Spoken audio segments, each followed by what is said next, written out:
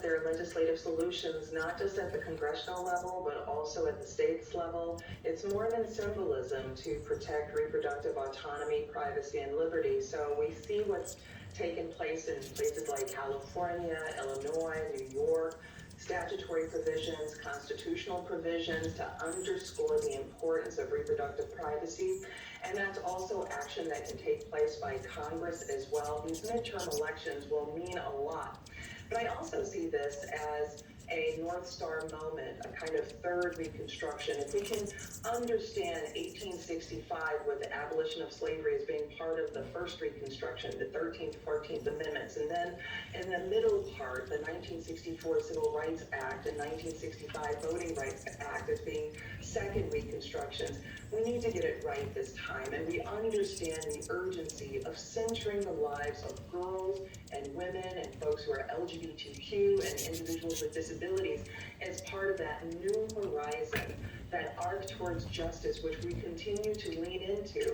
But I think it's also important to understand that we are still linked to the vestiges of slavery, and we see that in ways that are all around us in the United States with the rise of white supremacy, which is also tied to the efforts to dismantle Roe v. Wade. And so as we think about getting it right, we need to recenter the conversation and be honest about the vestiges of Jim Crow that remain with us, the vestiges of American slavery that are with us. I mean, we right now have free states and non-free states as it relates to bodily autonomy.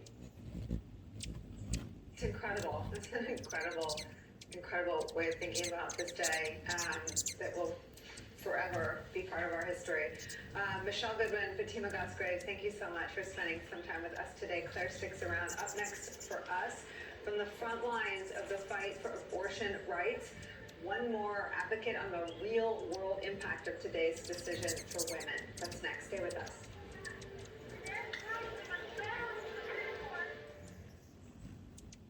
Some people say the metaverse will only be virtual.